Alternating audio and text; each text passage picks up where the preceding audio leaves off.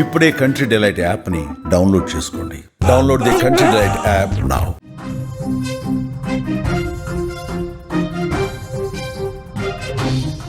భారతీయుల అమెరికా కలను Trump చిదిమేస్తున్నారా?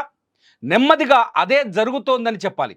America first అనే నినాదంతో వలసలు అరికట్టే క్రమంలో ట్రంప్ తీసుకుంటున్న నిర్ణయాలు భారతీయులపై తీవ్ర ప్రభావం చూపిస్తున్నాయి. తాజాగా భారతీయులకు మరో పిడుగులాంటి వార్త అందించారు ట్రంప్. H1B వీసా అప్లికేషన్ ఫీజును భారీగా పెంచేసి సంచలన నిర్ణయం తీసుకున్నారు. ఏడాదికి $1,00,000గా నిర్ణయిస్తూ ఆయన చేసిన సంతకం అందరినీ షాక్కు గురిచేసింది. ప్రస్తుతం H1B వీసా దరఖాస్తు ఫీజు ఏడాదికి కేవలం $1,500 మాత్రమే ఉండేది. ఇప్పుడు దానిని $1,00,000కు పెంచేశారు. ఇండియన్ కరెన్సీ ప్రకారం చెప్పాలి అంటే కేవలం 1,33,000 ఉండే ఫీజును సుమారు 90 లక్షలకు పెంచేశారు డొనాల్డ్ ట్రంప్.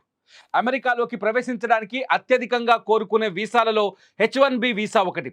అమెరికాలోని వేలాది మంది భారతీయులు ఈ వర్క్ వీసా ద్వారా ప్రవేశిస్తారు. దీనిని అమెరికన్ కంపెనీలు ప్రధానంగా ఐటీ రంగంలో స్పాన్సర్ చేస్తాయి. ఈ వీసాను ఉపయోగించుకొని ఎంతోమంది విదేశీ నిపుణులు అమెరికాలోకి ప్రవేశించి ఉన్నత ఉద్యోగాల్లో స్థిరపడ్డారు. ప్రస్తుతం H1B వీసా దరఖాస్తుదారులకు లాటరీ విధానం ఉంది. తొలుత లాటరీ దరఖాస్తుకు సాధారణ ఛార్జీలు కట్టాల్సి ఉంటుంది. లాటరీలో ఎంపికైతే అదనపు ఛార్జీలు చెల్లించాలి. చాలా సందర్భాల్లో కంపెనీలే ఈ వీసా ఛార్జీలను భరిస్తాయి. అయితే తాజాగా తీసుకున్న నిర్ణయం కంపెనీలకు పెను భారంగా మారనుంది. గతేడాది ఇండియన్స్కు 71% H1B వీసాలు దక్కాయి. దీంతో ప్రస్తుతం ట్రంప్ తీసుకున్న ఈ నిర్ణయం వేలాది మంది భారతీయులపై పడుతోంది. భారతదేశం తర్వాత H1B వీసాదారుల్లో ఎక్కువగా చైనా నుంచే అమెరికాలో ఉంటారు. H1B వీసాపై $1,00,000 రుసుం విధించినట్టు US commerce secretary Howard Lutnick ఓ ప్రకటన చేస్తూ ఆయన కీలక వ్యాఖ్యలు చేశారు. పెద్ద కంపెనీలు ఇక ఎవరికైనా శిక్షణ ఇవ్వాలి అనుకుంటే అమెరికాలోని ప్రముఖ యూనివర్సిటీలలో చదివే మన పట్టభద్రులకు ఇవ్వండి, అమెరికన్లకు ట్రైనింగ్ ఇవ్వండి అని తెలిపారు. అలాగే అమెరికన్ల ఉద్యోగాలను కొల్లగొట్టే ఇతర దేశస్తులకు H1B వీసాల సంఖ్యను తగ్గించండి అని ఆయన పేర్కొన్నారు. The company needs to decide, is that person valuable enough to have $100,000 a year payment to the government, or they should head home and they should go hire an American. The whole idea, it's annual and it's for total. It can be a total of 6 years. So $100,000 a year. So either the person is very valuable to the company and America.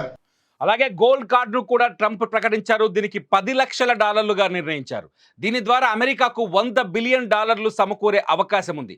పన్నుల తగ్గింపు, అభివృద్ధి ప్రాజెక్టులకు, రుణాల చెల్లింపులకు gold card నిధులు వినియోగించనున్నట్లు Donald Trump తెలిపారు.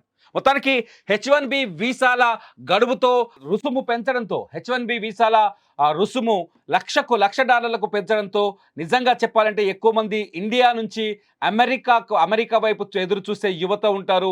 అమెరికాలో settle అవ్వాలని, అమెరికాలో జాబ్ కొట్టాలని ఆలోచించే వాళ్ళ సంఖ్య ఎక్కువగా ఉంటుంది. ఇది కొత్తగా అమెరికాకు వెళ్ళే వారికి పెనుభారంగా మారే అవకాశం చాలా స్పష్టంగా కనిపిస్తుంది.